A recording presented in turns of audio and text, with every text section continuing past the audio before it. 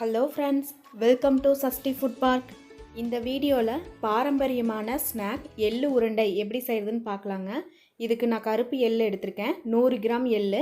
இதை 2 தடவை வாஷ் பண்ணி எடுத்து வச்சுருக்கேன். நீங்கள் வெள்ளை எள்ளுலையும் செய்யலாம், இல்லை ரெண்டையும் மிக்ஸ் பண்ணியும் செய்யலாம். இப்போ எள்ளை ட்ரை ரோஸ்ட் பண்ணிடலாம். ஸ்டவ்வை ஹையில் வச்சுக்கோங்க. எள்ளை வாஷ் பண்ணி எடுத்துருக்கறனால எள்ளில் தண்ணி இருக்கும், அது ட்ரை ஆக வரையிலும் ஹையில் வச்சுக்கலாம். தண்ணியெல்லாம் போய் எள்ளு நல்லா ட்ரை ஆயிடுச்சுன்னா ஸ்டவ்வை மீடியமில் வச்சு இதை ஃப்ரை பண்ணிகிட்டே இருக்கலாம். எள்ளு வறுபட்டுருச்சுன்னா இந்த மாதிரி பொரிஞ்சு வெடிக்கிற சவுண்டு கேட்கும். அதுக்கப்புறம் எள்ளுலேருந்து ஸ்மெல் வரும். இந்த மாதிரி வரும்போது இதை எடுத்து தனியாக வச்சிடலாம். அடுத்து பனங்கற்பட்டி 100 கிராம் எடுத்திருக்கேன். இதை தட்டி ஒரு பாத்திரத்தில் போட்டு இதை ஹீட் பண்ணிக்கலாம். இதில் 1/2 டம்ளர் தண்ணி சேர்த்துக்கலாம். எள்ளு 100 கிராம்னா பனங்கற்பட்டி 100 கிராம், ரெண்டும் ஈக்குவல் அமௌண்ட்டில் எடுத்துக்கலாம்.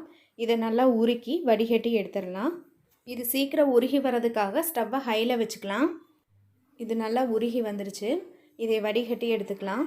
இதோட பதம் சிரப்பு மாதிரி இந்த மாதிரி வரும்போது ஸ்டவ்வை ஆஃப் பண்ணிவிட்டு இதை வடிகட்டி எடுத்துக்கோங்க. இப்போ வடிகட்டினதை எடுத்து எள்ளில் ஊற்றிக்கலாம். இதுக்கப்புறம் செய்கிற ப்ராசஸிங் எல்லாமே ஃபாஸ்ட்டாக பண்ணிடணும்.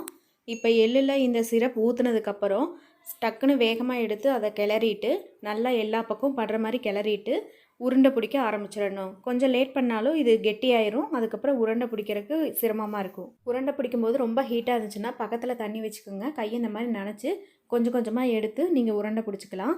ஆறிடுச்சு அப்படின்னா நீங்கள் எப்பவும் போல் உருண்டை பிடிச்சிக்கலாம். கையில் ஒட்டாமல் இருக்கிறதுக்காக கைக்கு நெய் அப்ளை பண்ணிவிட்டு உருண்டை பிடிங்க. இந்த மாதிரி நெய் அப்ளை பண்ணிவிட்டு உருண்டை பிடிக்கும்போது கையில் ஒட்டாமல் வரும். டெய்லியுமே ஒவ்வொரு உருண்டை சாப்பிட்லாம். பெரியவங்கலேருந்து வயசானவங்க வரையில் சாப்பிட்லாம். இதில் நிறையா சத்துக்கள் இருக்குது. ரத்த சிவப்பணுக்களெல்லாம் அதிகமாக உற்பத்தி பண்ணுது. இப்போ சமீப காலமாக லேடிஸ்க்கு வர பிரச்சனை ஹார்மோன் இன்பேலன்ஸ். இதை பேலன்ஸ்டாக கொண்டு வருது.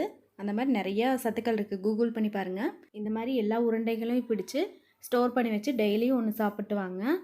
இந்த வீடியோ யூஸ்ஃபுல்லாக இருந்துச்சுன்னா லைக் பண்ணி ஷேர் பண்ணிடுங்க. ஃப்ரெண்ட்ஸ் அண்ட் ஃபேமிலிக்கு ரெஃபர் பண்ணுங்கள். நீங்கள் இன்னும் நம்ம சேனலுக்கு சப்ஸ்கிரைப் பண்ணலைன்னா மறக்காமல் சப்ஸ்கிரைப் பண்ணிடுங்க. பாய்.